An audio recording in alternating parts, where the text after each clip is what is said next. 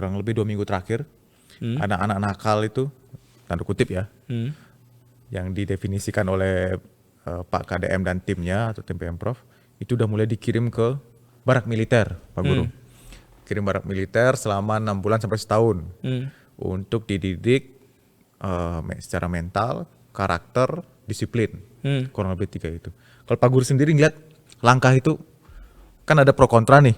Ada yang bilang harusnya bukan ke situ, tapi ada yang bilang itu bagus, ada yang bilang melanggar HAM, ada yang bilang bukan melanggar HAM. Menurut Pak Guru bagaimana?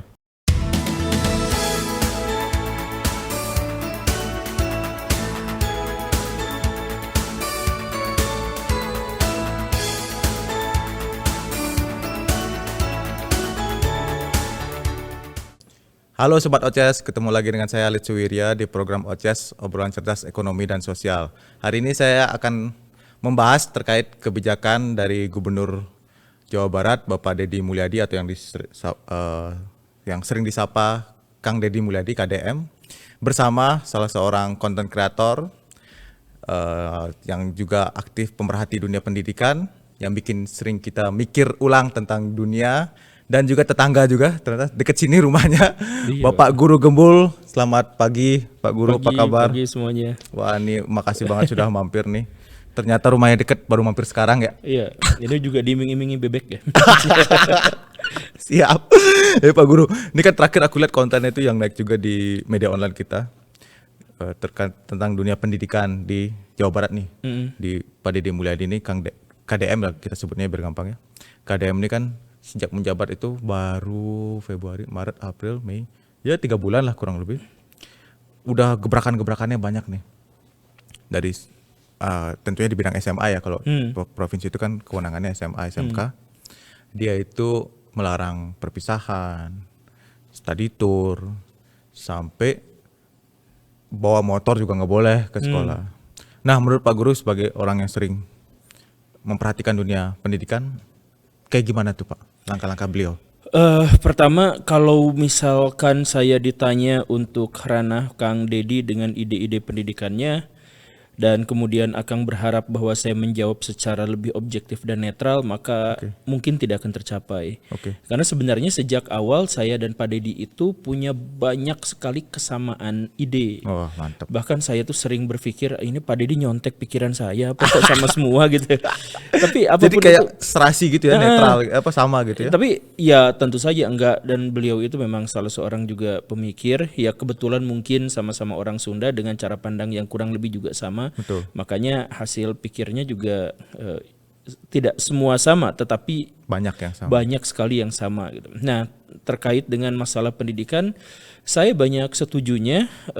Bahkan seperti yang tadi dikatakan, salah satu alasan saya menduga Pak Deddy nyontek tuh, ini bukan, sekali lagi ya bukan nyontek tuh. Menduga. Cuman saya pernah mikir gitu, kok sama dengan apa konten saya gitu. Jadi misalkan saya pernah bikin video tentang study tour. Study tour itu salah satu di antara sekian celah korupsi di sekolah-sekolah. Oh, pernah bikin konten itu? Pernah. Sebelum beliau dilantik dong? Iya, sebelum. Jadi sekitar 3-4 bulan yang lalu lah. Saya bikin studi tour itu sebenarnya adalah salah satu celah korupsi. Karena apa? Video itu dilatari oleh banyaknya kecelakaan studi tour. Dan setelah ada penyelidikan dari studi tour, ternyata banyak yang mobilnya tidak layak, banyak yang sopirnya ngantuk. Alasan mobilnya tidak layak dan sopir ngantuk sebenarnya bukan masalah travelnya. Dilihat dari travelnya baik. Cuman ketika di dalam tanda kutip ya, dikontrak oleh sekolah itu biasanya minta harga sampai setengahnya. Nah, supaya ada untungnya. Ada untungnya. Jadi ngambil ke siswa tetap penuh, tapi minta ke sana setengahnya. Nah, akibatnya perusahaan-perusahaan travel ini kalau nggak diambil, ini kan kesempatan. Lagian ini sekolah gitu. Maksudnya bisa kerjasama berkelanjutan gitu. Tapi kalau nggak kalau diterima juga bagaimana gitu kan? Strateginya supaya tetap untung gitu ya. Nah, akhirnya mereka biasanya ngambil sopir cabutan dan atau menggunakan mobil-mobil yang tidak layak jalan. gitu, dan akhirnya ya sering terjadi kecelakaan. Jadi kalau memang kita tidak setuju dengan Pak KDM untuk menghapuskan study tour misalkan, boleh, tapi tolong selidiki korupsi di dunia Pendidikan travel itu. Oh, oke. Karena itu kepala sekolahnya tuh biasanya dapat, Pak. Iya. Ya beberapa lah. Kemudian wali kelasnya dapat, wakaseknya dapat. Itu nanti guru-guru yang ke sana juga dapat. Dan siswa dapat apa? Siswa-siswa silahkan jujur kalau misalkan nonton video ini, silahkan, bahwa mereka itu hampir tidak mendapatkan ilmu apapun, datang ke sana disuruh ngerjain tugas yang sepenuhnya itu adalah formalitas. Mau ngerjain mau enggak, mau hasilnya nyontek atau enggak, mau makalahnya bentuknya kayak gimana, yang penting ngumpulin karena yang penting ikut gitu. Jadi sebenarnya yang penting ikut itu biar apa? Biar kuotanya penuh dan akhirnya kepala sekolah bisa jalan-jalan atau ibu wali kelas dan sebagainya bisa jalan-jalan gratis. Bisa belanja gitu ya. Bisa belanja dan mereka tuh kan yang pembimbing-pembimbingnya itu gratis. Nah, tentu saja tidak semuanya seperti itu. Makanya saya memberi saran, kalau memang tidak setuju dengan Pak KDM terkait dengan pelarangan studi tour, lihat latar belakang dari alasan itu. Ternyata itu adalah salah satu celah korupsi. Dan ditambah lagi, studi tour itu kan cenderung memaksakan. Jadi gini Pak, salah satu masalah di pendidikan kita itu, ketika sekolah-sekolah digratiskan oleh pemerintah, sekolah digratiskan untuk level tertentu. Pakai BOS ya? Ya, digratiskan. Itu sekolah tuh nggak terima. Sekolah tuh tetap apapun yang terjadi, mereka cari celah agar mereka bisa mumut dari siswa. Serius. Jadi itu di setiap sekolah, khususnya sekolah negeri, itu mereka tuh ngadain rapat berkali-kali dengan komite, dengan diantara mereka sendiri, bagaimana caranya agar mereka bisa mumut sesuatu dari siswa. Itu kejadian gitu. Salah satunya dibuatlah study tour, salah satunya. Iya, ada studi tour atau misalkan ada ujian tengah semester. Ujian tengah semester itu kan kadang-kadang ada pungutan, kadang-kadang ada pungutan. Padahal ujian tengah semester itu nggak diwajibkan sama kurikulum tuh.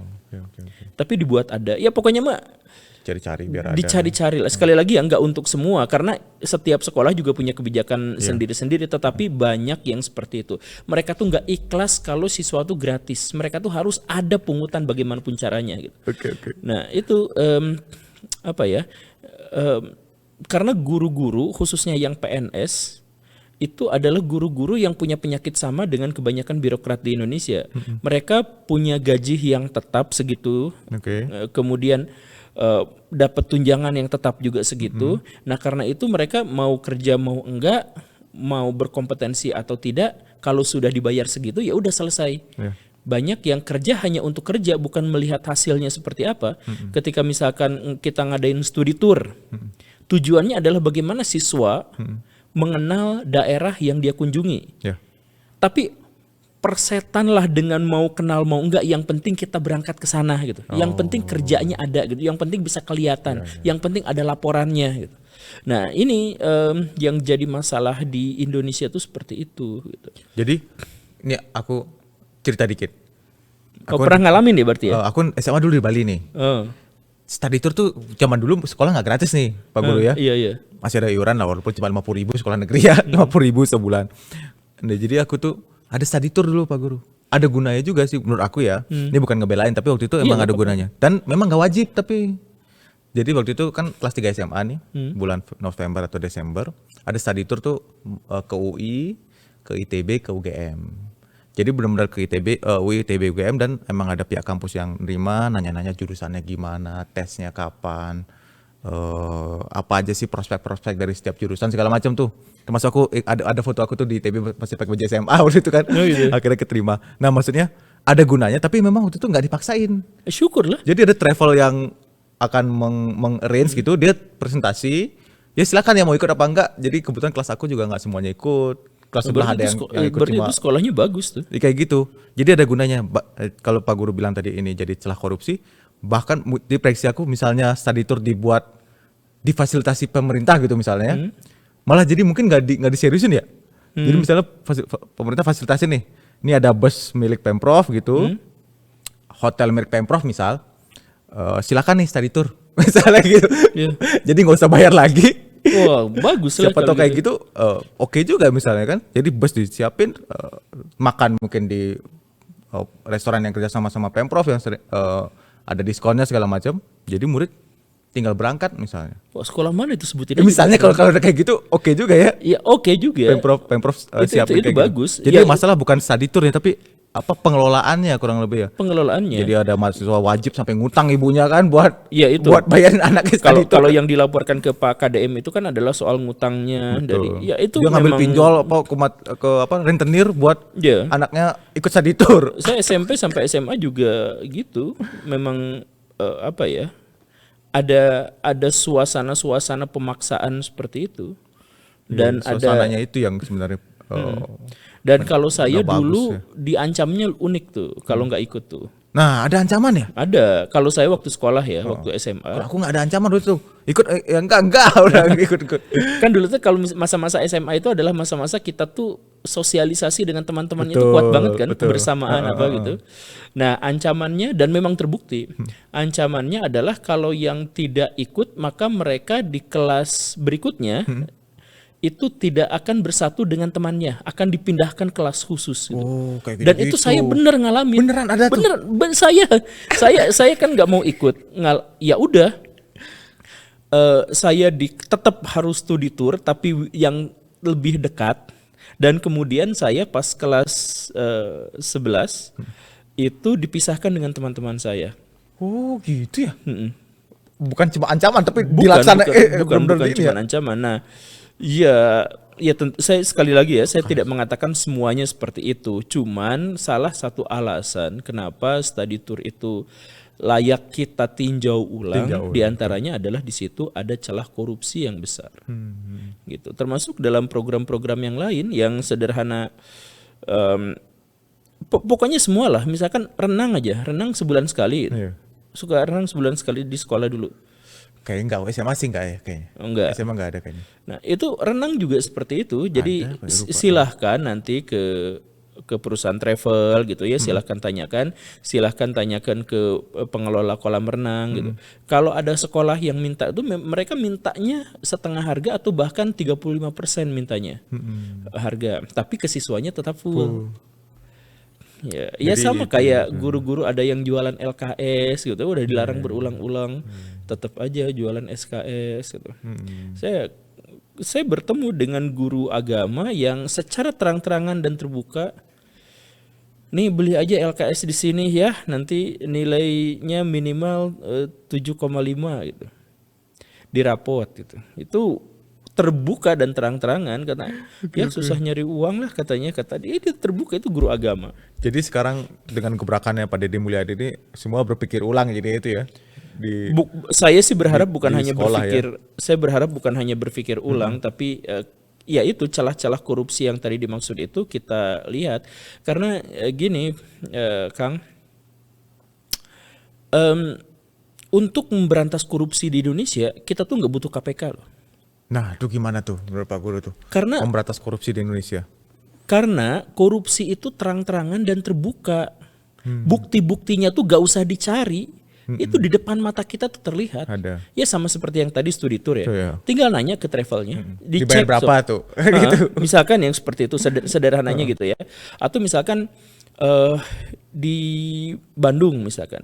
Di Bandung itu ada daerah-daerah resapan air yang di dalam peta pun itu sebenarnya adalah daerah resapan air, tapi ada hotel segede gaban di situ. Iya. Tinggi banget, gede banget, mewah luar biasa. Nah, sebenarnya itu jelas itu bukti korupsi. Depan mata tuh ya. Depan mata, nggak usah, kita nggak butuh KPK. Kita bisa melihat itulah, orang lahan terbuka hijau tapi berubah jadi hotel. Bagaimana skenarionya sehingga ada di situ? Kan sederhana. Atau misalkan kita melihat bahwa anggaran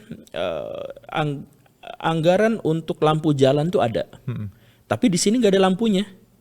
di jalan Iya, itu. jelas banget ya. Banyak kan? Iya, betul. Banyak. Nah, jadi gak usah pakai KPK, gak usah pakai apa. Kita tuh menemukan bukti-bukti korupsi tuh di depan mata kita. Kalau mau gitu ya. Itu yang di sekolah silahkan dicek. Atau sekolah itu salah satu yang aneh tuh, yaitu siswa baru sekarang siswa nggak boleh bawa motor Ya. sama Kang Deddy Mulyadi. Saya waktu sekolah tuh, bukan waktu sekolah, saya waktu menjadi guru di sekolah negeri, saya tuh protes ke ke kepala sekolah, ke wakil, ke ya segala rupa yang seperti itu. Saya tanya kenapa sekolah menyediakan lapangan sebesar ini, mereka beli lapangan baru gitu, kemudian dipagari, menghabiskan anggaran jutaan. Untuk parkir ya? Untuk parkir motor. untuk parkir motor. Kenapa seperti itu?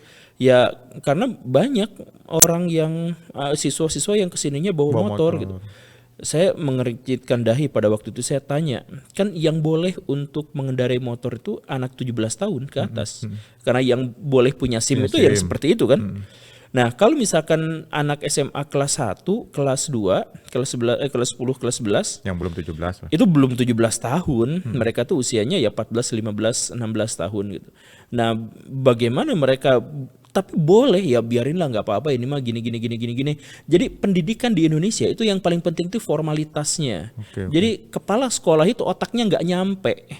Hanya sekedar untuk menegaskan bahwa anak di bawah 17 tahun tidak boleh menggunakan motor ke sekolah. Alasannya adalah karena mereka memang belum berhak untuk mengendarai kendaraan bermotor. Dan bahwa dengan itu berarti mereka akan menambah kemacetan, menambah polusi, mengurangi kesehatan siswa, dan lain sebagainya. Itu dampaknya tuh besar hanya gara-gara parkir motor itu saja, tapi gak keotakan mereka. Ya karena apa? Karena hidup sebagai birokrat yang setiap hari kerja di lahan yang sama, di waktu yang sama, dengan gaji yang sama, bertemu dengan orang-orang yang sama selama berpuluh-puluh tahun, ya susah untuk otak mereka tuh berkembang gitu. Saya mohon maaf agak keras di sini, tapi bisa nggak sih kita berpikir dengan cara yang sangat sederhana gitu? Kalau misalkan Pak KDM melarang anak-anak untuk menggunakan sepeda motor, itu kan sebenarnya alasannya simple. Coba setiap hari pagi 6:30 sampai jam 7 Bandung tuh macet. Dan di antara kemacetan itu adalah siswa-siswa yang mengendakan mobil atau motor dan atau orang tua yang antar jemput anak-anaknya. Itu fakta. Jadi dampaknya apa di situ? Anak kurang mandiri, yes. Kemudian lingkungan menjadi lebih berpolusi, iya. Kemudian macet, iya. Kemudian si anak-anaknya juga tidak kurang sehat gitu ya. Itu iya. Coba kalau misalkan berpikir dengan lebih simpel, ya udah jangan pakai gitu. Kalau misalkan tidak pakai artinya apa? Polusi berkurang, kemacetan berkurang, angkutan umum dapat porsi uang jajan, ekonomi lebih berputar. Kenapa nggak berpikir sesederhana itu gitu? Makanya, kita tuh asing pada sesuatu yang sebenarnya sederhana gitu. Betul. Nah, satu lagi nih, hal yang berbeda lagi. Aku nggak lupa, kurang lebih 2 minggu terakhir anak-anak nakal itu, tanda kutip ya, yang didefinisikan oleh Pak KDM dan timnya atau tim Pemprov itu udah mulai dikirim ke barak militer, Pak Guru. Kirim barak militer selama 6 bulan sampai setahun untuk dididik secara mental, karakter, disiplin, kurang lebih 3 itu. Kalau Pak Guru sendiri ngeliat langkah itu, kan ada pro kontra nih, ada yang bilang harusnya bukan ke situ, tapi ada yang bilang itu bagus, ada yang bilang melanggar HAM, ada yang bilang bukan melanggar HAM. Menurut Pak Guru bagaimana langkah tersebut? Saya juga sebenarnya kurang sreg sebenarnya dengan dengan itu. Cuman pertanyaan saya adalah, buat orang yang menganggap bahwa itu melanggar HAM, apa kabar dengan 4 juta anak santri di Indonesia yang juga diperlakukan sama? Iya kan? Ya, jadi sama juga ya. Pesantren itu artinya apa? Anak-anak dengan atau tanpa kemauan mereka sendiri dijemput paksa, kemudian tinggal di satu tempat yang asing yang tujuannya konon katanya untuk mendisiplinkan mereka. Oh, bener sama juga ya. Coba, kalau saya bertanya kepada orang-orang yang melanggar HAM, yang katanya melanggar HAM. program KDM ini melanggar HAM, lalu apa yang mereka pikirkan tentang pesantren?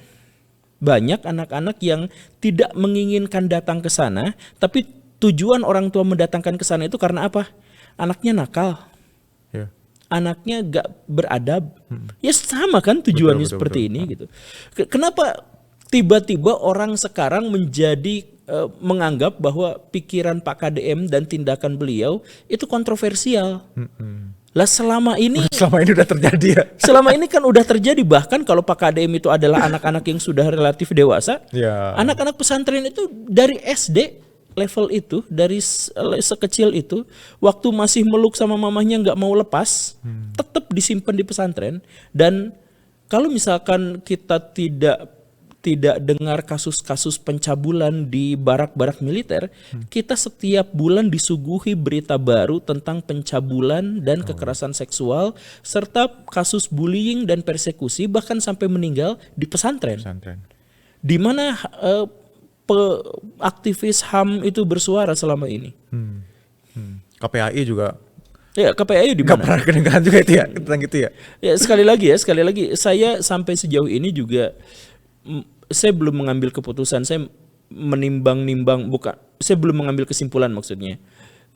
Saya masih menimbang-nimbang apakah kebijakan Pak KDM itu berlebihan atau tidak dalam hal anak-anak yang nakal itu disimpan di barak militer. Cuman kalau alasannya adalah melanggar hak asasi manusia, Itu enggak, kalau menurut Pak Guru itu jauh lah dari situ. Yang sebenarnya saya khawatirkan itu adalah semakin menguatnya keterlibatan tentara di dunia sipil. Oke. Saya pertimbangkannya itu. Jadi mungkinkah ini harus ditinjau ulang gitu. Tapi saya belum mengambil keputusan kesimpulan. Tapi kalau kita lihat penerimaan karyawan BUMN juga sudah sering terjadi atau normal terjadi 2 minggu di militer, di didik militer kan udah biasa terjadi itu Pak Guru. Ya kalau misalkan yang Kayak BUMN gitu kan, dan sebagainya itu kan karyawan BUMN, kategorinya adalah bukan anak gitu. Ya sih. Ya ini kan benar sih. masalahnya itu adalah makanya karena kategori KPAI, anaknya itu iya. ya. Oke. Iya kalau udah kerja di BUMN rata-rata 23 sampai 25 kayak gitu kan. Yang udah lulus kuliah. Oh, jadi karena anak ini jadi kontroversi itu karena ini anak-anak gitu ya? Ya anak sekolah kan. Anak sekolah gitu. Dan kalau misalkan anak itu memang kategorinya nakal, anak menjadi nakal atau tidak nakal itu bagian terbesarnya itu adalah karena pengalaman didikan dari orang tua. Ya pasti ada. Iya kan ya. Nah artinya kalau misalkan ada anak nakal, ada potensi sebenarnya orang tuanya itu tidak layak untuk menjadi orang tua. Kalau misalkan kalau memang kita ngelihat data KPAI, KPAI itu sempat mengeluarkan sebuah klaim data survei yang menyebut sekitar 71% kasus bullying terhadap anak itu dilakukan justru oleh keluarganya sendiri. Wow. Jadi sebesar apapun kita frekuensi mata dan telinga kita mendengar berita bulian di sekolah, di sekolah itu kurang dari 10%. Jadi di rumah ada bullying juga? Ya iyalah, yang suka kalau misalkan kita salah dimarahin gitu. Salah satu alasan kenapa anak-anak di Indonesia itu kalau misalkan disuruh aktif di kelas, mereka malah tidak aktif. Oke, ada yang mau berpendapat, ada yang mau ditanyakan, semuanya hening kan? Iya. Kenapa gitu? Karena sejak kecil anak-anak di Indonesia kalau berpendapat dimarahin. Di rumah maksudnya? Iya. Nggak boleh. Kalau berpendapat seringnya dimarahin, kalau dia melakukan sesuatu kadang-kadang juga dimarahin. Orang tua berharap bahwa anak yang ideal itu adalah anak yang diam. Makanya kasih aja HP walaupun matanya rusak, walaupun kemampuan mentalnya rusak, sosialnya rusak, intelektualnya rusak, bodo amat. Yang penting anaknya anteng. Gitu kan? Oh gitu ya, bener ya, aku baru mikir nih. Jadi karena di rumah kita pengennya dia diam, nurut gitu. Iya. Jadi di kelas waktu tanya ada pertanyaan, nggak ada pertanyaan. Iya betul. Coba pernah nggak kita waktu kita kecil secara tidak sengaja kita menjatuhkan piring dan gelas? Iya. Ya wajar anak-anak. Iya. Lalu apa yang kita terima? Kita akan mendapatkan hukuman yang lebih berat. Sekali lagi ya, tidak semua. KPAI sendiri menyebutnya ya sekitar 70%-an gitu. Ya tapi dominan tapi nggak semuanya gitu. Nah, kalau misalkan orang tua itu tidak layak menjadi orang tua, kemudian akhirnya anaknya menjadi nakal dan kemudian sama KDM dibawa saja ke barak militer, ya orang tuanya nggak usah protes lah. Jauh lebih baik kalau misalkan dia dididik oleh orang yang lebih paham tentang kedisiplinan dan kebaikan daripada diri mereka sendiri. Ya, jangan egois gitu. Sekali lagi ya, saya sampai sejauh ini juga belum mengambil kesimpulan gitu. Cuman pertanyaan-pertanyaan terkait dengan itu silahkan dekonstruksi, introspeksi, balik lagi ke diri kita sendiri. Apa kita memang layak untuk komplain, protes soal itu? Iya. Oke. Nah, Pak Guru, nyambung lagi tadi. Menurut Pak Guru, gimana sih mendidik anak supaya jadi anak yang apa ya istilahnya ya, yang bisa bersaing lah di dunia global ini, tapi dia juga nggak ninggalin nilai-nilai moral etika bangsa ini kayak gitu. Gimana caranya Pak Guru? Etika itu muncul dari kebutuhan. Jadi yang pertama kita selesaikannya itu adalah pemenuhan kebutuhan untuk setiap anak dulu. Oke. Jadi Akang misalkan berpikir soal etika. Etika mana yang tidak terkait dengan kebutuhan? Oke, jadi kebutuhan dulu ya. Coba misalkan tidak boleh mencuri. Ya, urusan kebutuhan itu kan. Ya, betul. Kalau misalkan kita ngambil harta orang lain itu adalah kebutuhan dia terus kita ambil. Itu kan urusannya kebutuhan. Yeah. Baik dan buruk itu tergantung pada keuntungan manusia. Itu fakta ya, walaupun nanti kemudian kita bilas dengan sesuatu yang lebih sakral, lebih transenden, ya apapun itu, tetapi semua etika itu dikaitkan pada kebutuhan atau pemenuhan kebutuhan. Kenapa kita tidak boleh menyakiti orang lain? Karena berarti kebutuhannya dikurangi, kita ambil. Kenapa kita tidak boleh membuli orang lain? Karena kebutuhan atas rasa aman itu berarti direnggut. Kenapa kita tidak boleh mencopet? Kenapa kita tidak boleh menipu? Itu semuanya adalah berhubungan dengan kebutuhan yang ditransaksikan secara tidak adil. Gitu kan? Ya. Sederhananya begitu. Nah, jadi etika dalam sebuah masyarakat itu akan sepenuhnya terpenuhi kalau kebutuhan-kebutuhan masyarakat juga terpenuhi. Makanya di negara-negara yang sangat maju pemenuhan kebutuhannya, maka di sana mereka tidak berpikir soal etika, mereka langsung menjalankan etika itu. Jadi di Denmark, di Belanda, di Swiss, tingkat kriminalitas di sana itu sedemikian rendah sampai mereka terpaksa mengimpor narapidana. Narapidana, benar. Saking sepinya napi dan mereka membutuhkan pekerjaan untuk para sipir-sipir mereka, ya diimpor. Nah, kenapa seperti itu? Kalau misalkan semua kebutuhan kita akan kenyamanan, kebutuhan kita akan pangan, kebutuhan kita akan rasa keadilan, semuanya sudah terpenuhi, apa alasan kita untuk melakukan tindakan yang melanggar etika? Iya. Satu-satunya alasan adalah kelainan. Misalkan kita psikopat gitu kan. Atau misalkan kita punya gangguan mental tertentu, skizofrenia misalkan, tiba-tiba ngegebukin orang gara-gara ada bisikan misalkan yang seperti itu. Ya. Ya pelaku-pelaku kriminal di negara-negara yang sudah mapan itu ya orang-orang yang kelainan gitu-gitu itu, aja ya? yang gitu-gitu aja. Kalau misalkan orang yang kayak kita gitu, saya apain melakukan tindakan kriminal? Kebutuhan sudah terpenuhi, rasa puas akan kehidupan sudah terpenuhi, polusi tidak kerasa, akhirnya saya sehat dan akhirnya saya bisa menjalankan hidup dengan lebih baik. Kemudian hak-hak saya sebagai seorang pribadi ya itu juga sudah dihargai dan semuanya sudah dipenuhi. Lalu apa alasan saya untuk melakukan tindakan kriminal? Nah, jadi jangan, ya itu saya setuju dengan Iwan Fals. Gak usah ngurus etika, urusin dulu aja itu pemerintah itu soal kebutuhan-kebutuhan.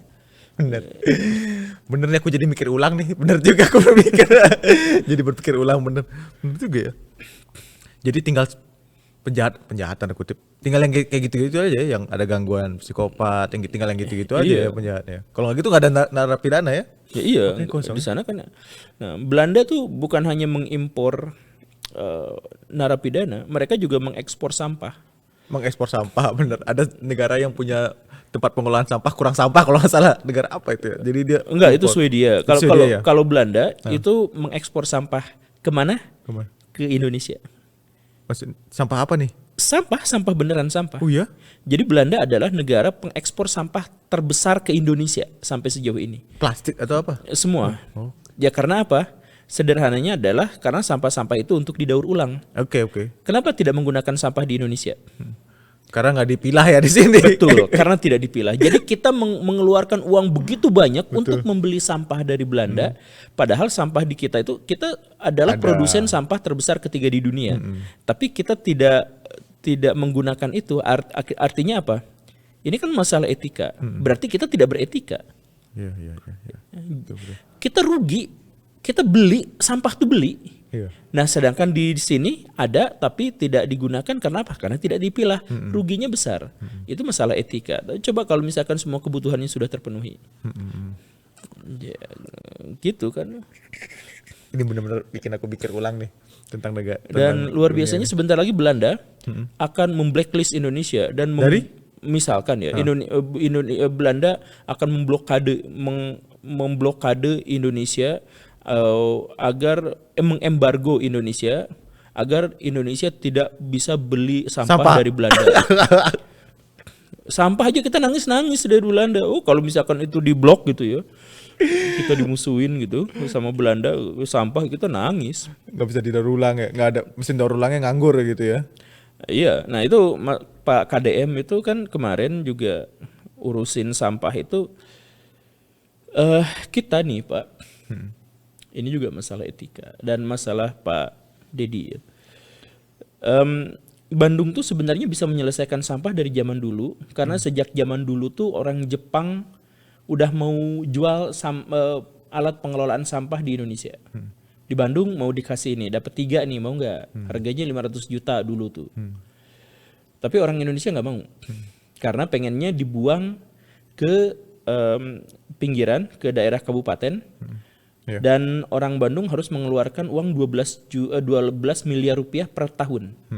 Kesana, jadi 1 miliar per bulan. Hanya untuk buang sampah. Sedangkan ini alat pengelolaan sampah yang bisa dipakai selama bertahun-tahun harganya cuma 500 juta ditolak. Kenapa coba? Karena diancam ormas. Ormas di sana ada yang mengelola sampah. Nah, misalkan ceritanya seperti itu. Nah, ini juga adalah masalah etika. Kenapa ormas-ormas itu bisa tiba-tiba menjadi jahat? Bisa pengen ngambil sampah dari Jawa Barat, dari Bandung ke Kabupaten Bandung. Kenapa seperti itu? Karena pemuas kebutuhannya gagal mereka penuhi. Betul. Balik lagi ke situ kan? Iya. Mantap. Jadi gue mikir jauh banget nih.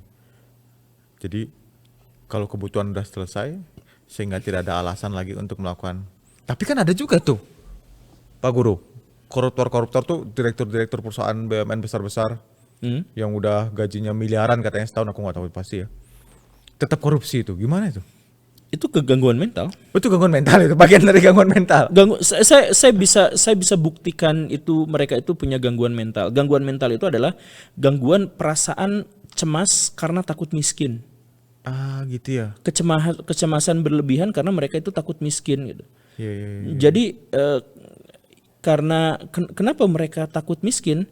Ya karena mereka makan uang haram. Makan uang haram itu menyebabkan mereka itu mentalnya terganggu. Mentalnya itu terganggu. Misalkan gini lah sederhananya ya. Iya. Akang pernah gak traktir orang atau ngasih duit ke orang dan orang itu tiba-tiba tuh seneng gitu.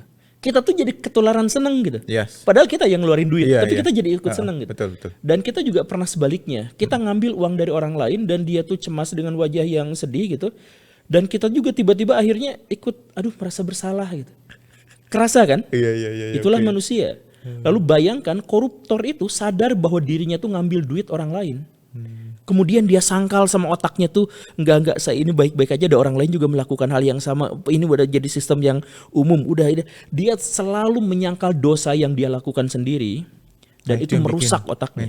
Mentalnya akhirnya bayangin dia sudah punya duit, dia sudah punya pensiunan, dia sudah punya tunjangan, udah ada dikasih rumah dan sebagainya, tapi dia masih korupsi karena dia merasa gak cukup dengan itu semua. Karena apa? Dia takut dirinya itu akan miskin gitu. Karena dia pernah makan yang uang haram. Iya. mentalnya terganggu, makan uang haram lagi mental terganggu. Saya lupa istilahnya. Istilah rasa takut berlebihan terhadap masa depan bahwa diri kita tuh jadi miskin gitu. Itu tuh ada bahasanya tapi saya lupa. Nah, itu koruptor yang ngalamin yang seperti itu gitu. Nah, yang korupsi yang seperti itu sebenarnya tidak banyak. Iya. Koruptor yang begitu tuh nggak banyak yang punya gangguan mental. Kebanyakan koruptor kita itu adalah karena mereka terbawa oleh sistem yang korup. Jadi mereka terpaksa. Dia harus setor sana, setor sini. Iya, betul. Jadi dia harus cari uang yang dari tempat lain untuk nyetor karena dia nggak ada anggarannya. Betul. Dia nggak cukup kalau buat nyetor itu. Kalau buat hidup mah cukup. Kayak karena gitu ya. sistemnya sudah seperti itu, jadi akhirnya dia juga korupsi. Jadi misalkan saya lapor ke Pak Polisi, tolong kejar dong maling rumah saya gini-gini. Itu kan si polisi itu butuh duit kan untuk operasional. Duitnya habis karena apa? Dikorupsi sana pimpinan mereka yang pengen naik pangkat. Oke. Kenapa pimpinan mereka kalau naik pangkat itu harus korupsi? Ya karena anggaran untuk itu juga dikorupsi sama yang lebih atas lagi. Kan sistemik kalau sudah seperti itu. Betul. Nah, kalau misalkan udah kejepit seperti itu, mereka tidak mungkin untuk tidak korupsi. Akhirnya walaupun mereka nggak punya gangguan, mereka korupsi. Dan ditambah lagi iming-iming penjara. Kalau mereka misalkan membocorkan atau apa, maka uang dari koruptor utama itu lebih besar sehingga mereka bisa bayar pengacara yang juga lebih baik. Dan karena itu setiap kasus-kasus korupsi besar yang ditangkap tuh kroconya, atasnya tuh enggak. Misalkan ya, yang kemarin kita bahas itu kasus korupsi timah yang menghabisi uang negara itu 271 triliun rupiah. Siapa yang ditangkap? Orang yang bukan direksinya, orang yang bukan komisarisnya, bukan pemegang sahamnya, bukan penentu kebijakannya, tapi orang lain yang cuman terlibat di situ. Petinggi-petingginya enggak. Dan luar biasanya apa? Si petinggi-petinggi itu hanya membayar beberapa buzzer untuk mengarahkan semua hujatan, makian, caci maki rakyat Indonesia diarahkan pada kurir itu, yang sebenarnya dia bukan koruptor utamanya. Koruptor utamanya baik-baik aja sampai sekarang, alhamdulillah, boro-boro ketangkep diliput media aja nggak pernah. Luar biasa ya. Coba misalkan korupsi tambang itu ngelibatin gubernur, mungkin. Tapi secara logika melibatkan gubernur, melibatkan pejabat teras, melibatkan orang. Karena kalau korupsi tambang itu kan kelihatan, bulldozer keluar masuk hutan tuh sama kayak bahasa tadi ya, jadi kelihatan depan mata. Kelihatan di depan mata, nggak mungkin lah itu bulldozer segede gaban. Jalan rusak rusak di kepulauan yang di situ itu kan gara-gara alat-alat berat mundar-mandir ke situ. Kan kelihatan di situ. Mana mungkin sih yang ditangkap cuma 10 orang, 5 orang semua ngelihat di situ. Yang ngelihat tapi mengabaikan itu berarti terlibat. Tapi karena korupsinya itu udah massal di sana, udah bahkan sampai level tukang fotokopian aja, udah di situ tuh udah terlibat pada korupsi. Nanti administrasinya gini, biasanya ininya dikosongkan kan, si ininya. Nah, udah semuanya terlibat seperti itu. Nah, kemudian viral, ketahuan sama masyarakat dan mereka tuh butuh tumbal. Akhirnya cari aja orang yang paling bisa ditumbalkan. Selesai. Itu sistemik ya? Sistemik kalau yang itu ya. Nah, kalau yang itu koruptornya bukan lagi gangguan mental, tapi koruptornya itu udah terpaksa karena sistemnya seperti itu. Saya sebagai kepala sekolah dulu pernah juga ngalamin yang seperti itu. Oh, pernah jadi kepala sekolah Pak Guru? Saya pernah jadi kepala sekolah. Jadi sistemik juga tuh kena? Sistemik. Jadi saya mau bangun ruang kelas untuk murid-murid saya yang baru. Saya ngajuin dana, dikasih 1,2 miliar. Oke. Tanda tangan 1,2 miliar, tapi pas mau tanda tangan dikabarin, Pak, tapi nanti dapatnya sekitar 667 ya. Wah, gila Ya kenapa Pak? Kan harus bagi-bagi gini-gini. Aduh. Nah, coba sekarang kasih saya ide, kasih saya masukan. Kalau saya tolak itu, ya selamanya siswa saya kepanasan. Hujan-kehujanan, panas-kepanasan, nggak bisa ditampung sama ruang kelas. Tapi kalau misalkan saya terima itu, ya saya korupsi. Sistemik kan, coba sangat sistemik itu. Kasih jalan keluar untuk saya pada waktu itu. Ada korban kelas, atau kita korban kita sendiri. Nah, saya pada waktu itu jalan keluarnya ya udah saya mundur gitu. mundur. Tapi ketika diberikan kepada orang lain, berarti saya mengorbankan orang lain untuk jadi korupsi. Gak ada pilihan buat saya. Ada orang lain yang nerima tuh dana. Ya orang lain juga jadi korupsi kan, pengganti saya tuh jadi koruptor sekolah gitu. lain, ya. Nah, jadi kayak gitu.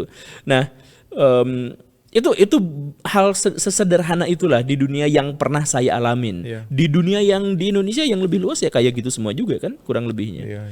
Jadi makanya kalau misalkan ada seorang pemimpin yang bisa menyelesaikan masalah yang sistemik itu, ada banyak sekali orang yang terselamatkan dari korupsi karena mereka juga sebenarnya tidak pengen korupsi, cuman kepaksa gitu. Oke. Nah, terakhir Pak Guru nih. Harapannya Pak Guru dari Pak Deddy Mulyadi yang 3 bulan menjabat ini. Ada nggak pesan-pesannya atau Pesan-pesannya buat adalah beliau jangan sampai misalnya terlalu terjerumus atau gimana bikin kontennya, karena dia asik banget konten nih. Misalnya kan gimana menurut Pak Guru? saya Pesan-pesannya khawatir buat beliau? sekali. Kekhawatirannya apa? Hal yang paling saya khawatirkan dari Pak KDM itu adalah beliau menjadi the next Jokowi. Oke. Ingat 11 tahun yang lalu Iya, Pak Jokowi itu adalah pemimpin daerah yang ideal, dicintai rakyat. Pemilu menang 99, sekian persen. Ya. Karena dia pro rakyat, dia itu profesional, dia tuh ngerti sama kebutuhan rakyat dan sebagainya. Siapa yang ngebully dia, dibully balik sama netizen. Zaman dulu ya. Zaman dulu. Wih, habis dulu. Nggak ada yang bisa. Waktu beliau masuk gorong-gorong itu dihujat misalkan sama Pak Sutioso, pencitraan itu bla bla bla bla. Itu Pak pejabat pengkritiknya itu dihujat habis-habisan sama masyarakat, sama netizen. Bener. Ketika itu terjadi, jadi gini, sebagai manusia kita tuh kan berpikir tuh benar-benar harus disesuaikan dengan dikompromikan dengan kehendak masyarakat yang lain kan. Ya. Jadi bahkan Akang pakai baju tuh itu bukan motivasi diri sendiri Kang. Akang pakai baju tuh karena orang lain menuntut Akang untuk pakai pakaian. Betul. Jadi orang lain itu memang benar-benar berpengaruh terhadap kehidupan kita. Iya. Ada betul. kritik, ada saran itu masuk ke dalam kita. Kalau misalkan ada seorang pemimpin itu absolut, entah karena terlalu dicintai atau karena terlalu ditakuti, maka kritiknya hilang. Kritik kepada dirinya hilang. Akhirnya apa? Dia kehilangan posisi, dia kehilangan orientasi, dia kehilangan paradigmanya. Karena seharusnya dia mendapatkan hujatan, kritikan, apresiasi secara proporsional sebagai manusia. Kemudian satu sisi kemudian kritiknya itu hilang, dia disanjung, dia dipuji dan sebagainya. Akhirnya dia bisa lupa daratan. Kekuasaan itu mengubah karakter manusia. Betul. Takutnya gitu ya, kekhawatirannya ya. Jadi ya kemarin kan misalkan ada anak kecil yang mengkritik Pak KDM gitu. Ya sebenarnya nggak apa-apa, saya juga nggak setuju dengan anak kecil itu gitu. Tapi fakta bahwa dia kemudian dibully oleh masyarakat itu adalah sesuatu yang menyakitkan. Wah, ini Pak KDM ini sudah menjadi makhluk transenden, setengah Tuhan di sini. Nggak boleh seperti itu. Ini merusak Pak KDM dan merusak masyarakat. Masyarakat kita itu adalah masyarakat yang kagetan dan pelupa gitu. Berapa banyak pemimpin di Indonesia yang awalnya disanjung luar biasa, habis-habisan dan akhirnya dihujat belakangan. Ya karena pemimpin-pemimpin itu kehilangan orientasi karena dia kehilangan orang yang mengkritik dan menghujatnya. Itu poinnya. Betul. Sama nih, aku juga pernah dengar tuh Pak Sujiwo Tejo bilang pemimpin yang dinabikan gitu ya. Sangat berbahaya kurang lebih gitu ya. Iya. Iya, pemimpin kalau udah dinabikan tuh sangat berbahaya. Karena itu dia kehilangan paradigmanya ya. Iya. Karena dari pengkritik-pengkritiknya udah ibaratnya udah diserang duluan sama buzzer gitu ya. Iya. Padahal kan kritik hal yang wajar. Iya, kritik Dia tuh tetap berada di